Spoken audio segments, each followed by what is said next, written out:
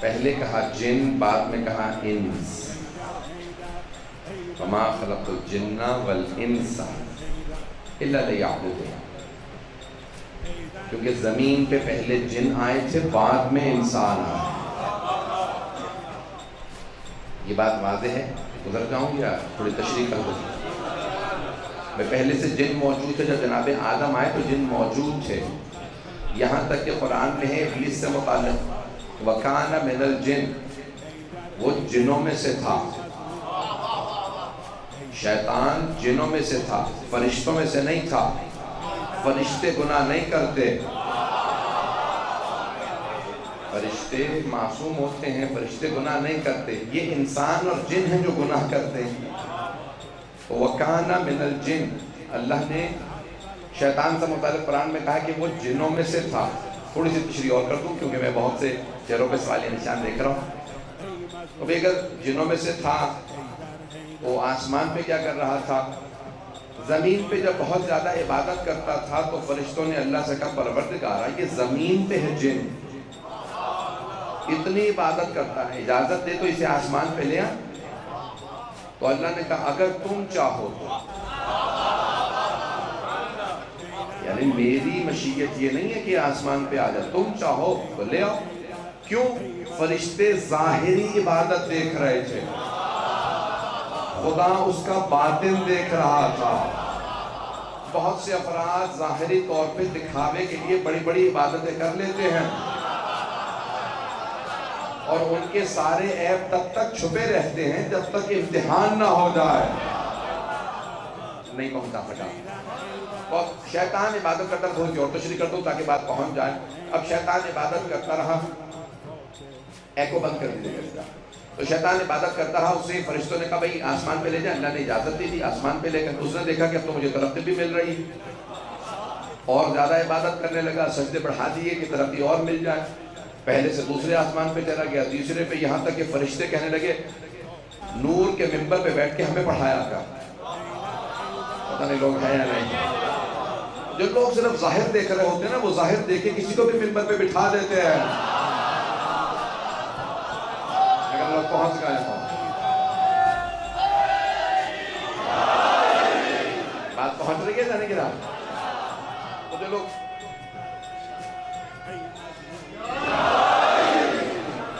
بہت سے لوگ عبادتوں کو دیکھ رہے ہیں، صلوات پڑھ رہے ہیں.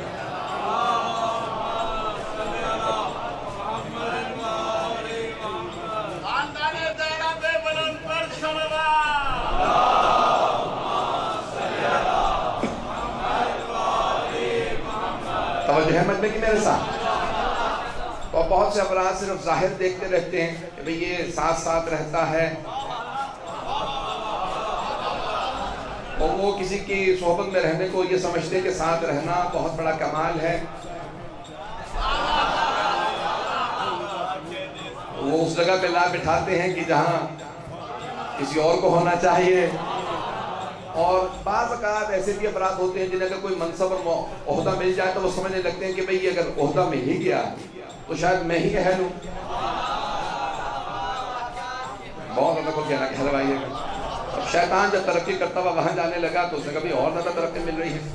سارے اس کے عیب چھپے ہوئے تھے، صرف فرشتے اس کی عبادات کو دیکھ رہے تھے. یہاں تک اللہ نے ایک مرتبہ اعلان کیا کہ بھئی میں یہ جو میں نے آدم میں بھی خلق کیا ہے نا، جس میں وَإِذَا نَفَخْتُ فِيهِ مِن رُوحِي فَقَعُوا لَهُ سَاجِدِينَ، جس دن میں اس میں اپنی روح پھونکوں تو اس کے سامنے سجدے میں گر جانا. اور اللہ نے سارے فرشتوں کو بتا دیا. امام معصوم کی حدیث اصول کافی کہ بھئی تم میں سے ایک ایسا ہوگا کہ جب میں اس میں روح پھونک دوں گا وہ اسے سجدہ نہیں کرے گا، بس اسی پہ قیامت تک میں خود لعنت کروں گا. اچھا یہ سجدہ کیا تھا؟ کہ جناب آدم کو سجدہ جناب آدم کو نہیں تھا، سجدہ اللہ ہی کو تھا. جناب جیسے آج خانہ کعبہ کو سجدہ، کعبے کو سجدہ نہیں ہے، سجدہ اللہ کو ہے. اگر لوگ ہوں، سجدہ اللہ کو ہے. کعبہ قبلہ ہے، جناب آدم فرشتوں کا قبلہ تھے. فرشتوں کا قبلہ تھے تو سجدہ اللہ ہی کو تھا. توجہ، لیکن انہیں اللہ نے قبلہ اس لیے بنایا تھا کہ دیکھو جسے میں خلیفہ بنا کے بھیج رہا ہوں. جب میرا حکم مانو گے تو تمہیں پتہ چل جائے گا کہ اللہ کا بنایا ہوا یہ ہے. تو جو اللہ کے بنائے ہوئے کو مان لیتا ہے وہ تسلیم ہو جاتا ہے، اور جو اللہ کے بنائے ہوئے کو نہ مانے اسی پہ خدا کی لعنت ہوتی ہے.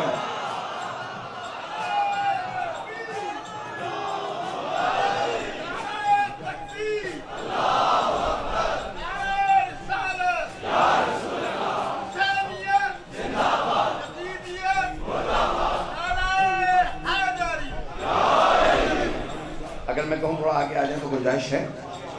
تھوڑی دیر میں بہت سے لوگ کھڑے ہیں، تھوڑا تھوڑا سا اگر آگے تشریف لے آئیں گے. صلوات پڑھیں گے محمد والے میں.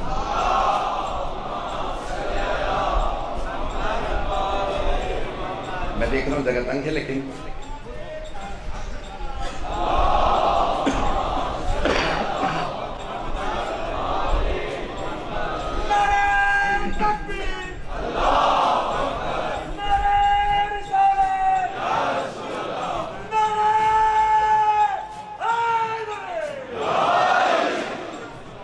بس بھائی زندہ نہیں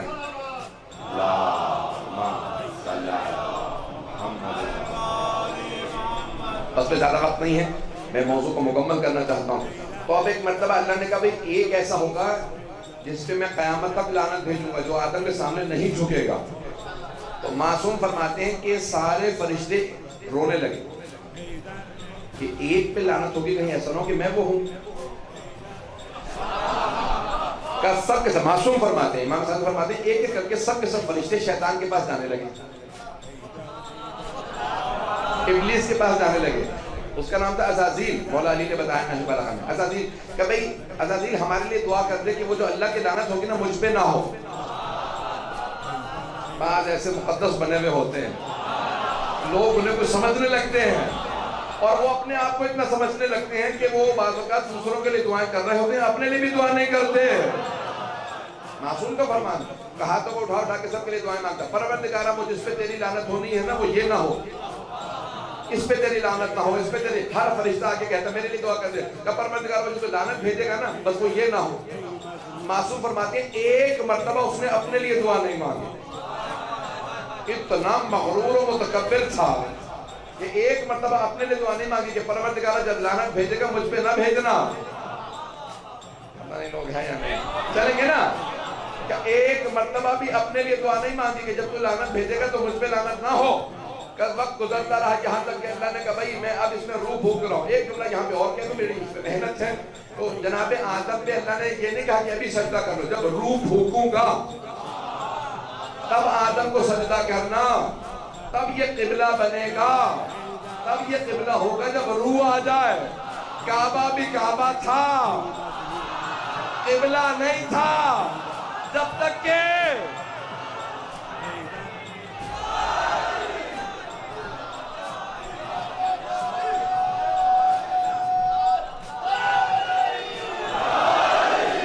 مجھے نہیں معلوم بات پہنچ رہی ہے نہیں پہنچ رہی.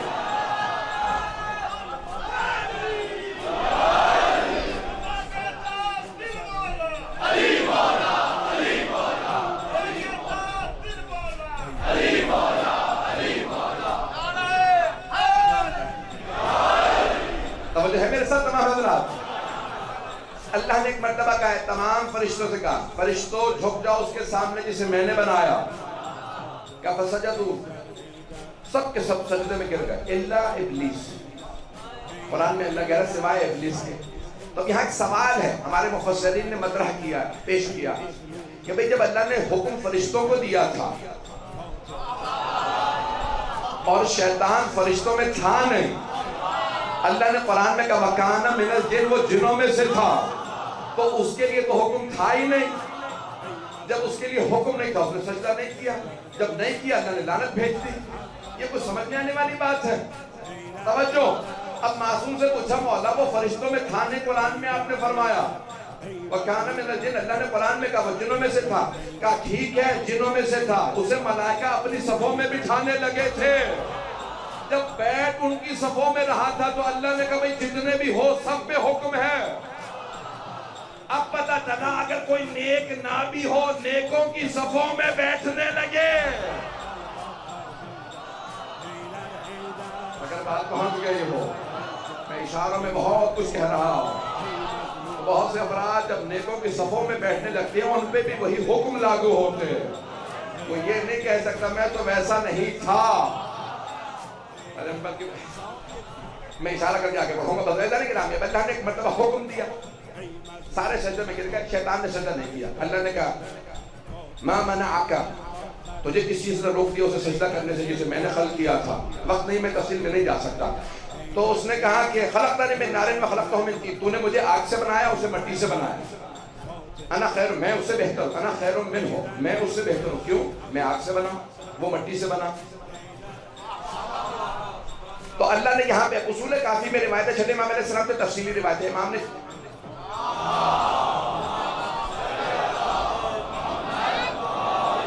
رفتار زیادہ تو نہیں ہے میری. اب امام نے 6 یا 7 دلیلیں دی ہیں اصول کافی میں, چھٹے امام علیہ السلام نے. امام نے کہا اول من قاس ہوا ابلیس, جس نے سب سے پہلے قیاس کیا تھا وہ ابلیس تھا.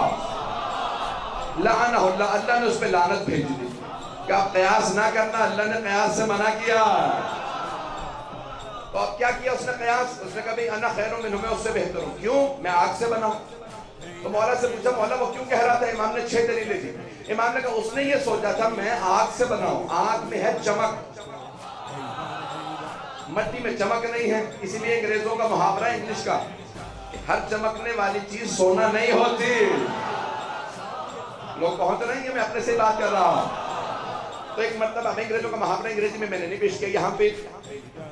تو جانے گرامی اب ہر چمکنے والی چیز سونا نہیں. اس نے کیا کہا؟ اس نے کہا نہیں, میں اس سے بہتر ہوں, میں آگ سے بنا ہوں, وہ مٹی سے. امام فرماتے ہیں اگر وہ تھوڑا سا سوچ لیتا تو اسے پتا چلتا کہ مٹی آگ سے بہتر ہے, لیکن اس نے فوراً قیاس کیا اور کہا نہیں آگ بہتر ہے. اب امام نے دلیلیں دی, میرے پاس وقت نہیں, میں اشارہ کرتے ہوئے آگے بڑھوں گا. امام نے کہا کہ مٹی جب پھینکتے ہیں تو زمین کی طرف جاتی ہے, آگ جب جلاتے ہیں تو اوپر کی طرف جاتی ہے. آگ میں بھڑک ہے, تکبر ہے, مٹی میں تواضع ہے, انکساری ہے. مٹی جب پھینکتے ہیں زمین کی طرف جاتی ہے, اس میں تواضع, انکساری ہے, ماڈسٹی ہے. کہ آگ جب جلاتے ہیں تو اس میں بھڑک ہے, تکبر ہے, اوپر کی طرف جاتی ہے. کہ آگ خائن ہے, خیانت کرتی ہے. مٹی امین ہے, آگ میں کسی چیز کو ڈال تو جلا دے گی. شاید پاکستان کی آگ کا یہ اثر نہ ہو, میں آپ کے خاموشی سے میں یہی سمجھوں گا. چلے امام فرماتے ہیں آگ خائن ہوتی ہے, اس میں خیانت ہے. آگ میں کوئی چیز ڈال دو جلا دے گی, مٹی میں کوئی چیز ڈال دو وہ امین ہوتی ہے, بچا لے گی. جیسا رکھو گے ویسی رہے گی. اپنی وجہ سے ختم ہو جائے تو اور بات ہے, مٹی ختم نہیں کرے گی. لیکن آگ خود ہی جلا دے گی. تیسری دلیل بھی سن لیجئے, مولا فرماتے ہیں کہا کہ آگ میں گندم کے دانے ڈال دو جل جائیں گے, مٹی میں ڈالو ایک ایک دانہ 700 گنا واپس لوٹائے گا.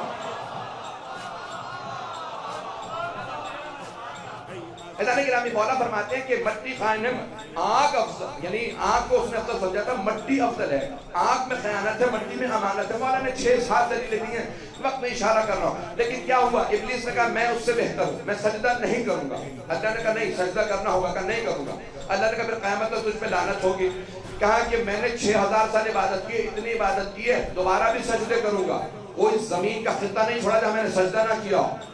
تو مجھے مہلت دے دے, میں اور سجدے کروں گا. اللہ نے کہا سارے سجدے چھوڑ دے, بس یہ ایک سجدہ کر لے, یہی سجدہ مجھے چاہیے. وہ تیری مرضی کے ہیں, یہ میری مرضی کا. اللہ نے کہا وہ کوئی سجدہ نہ کر, یہ ایک سجدہ کر لے. کہا نہیں یہ سجدہ نہیں کروں گا, پہلے بھی عبادت کرتا رہا, آئندہ بھی کروں گا. اللہ نے کہا نہیں وہ تیری مرضی کے تھے, یہ میرا بنایا ہوا ہے. اس نے کہا نہیں. تو کیا ہوا عزیزان گرامی؟ بہت سو کے عیب چھپے رہتے ہیں جب تک امتحان نہیں ہوتا. شیطان کے سارے عیب فرشتوں پہ چھپے ہوئے تھے. سارے فرشتے کہہ رہے تھے یہ بڑا نیکوکار ہے. جیسے ہی امتحان ہوا اس کے عیب کھل گئے. ارے یہ تو خود خدا سے مقابلے میں آ گیا. غدیر تک بڑے بڑوں کے عیب چھپے ہوئے تھے.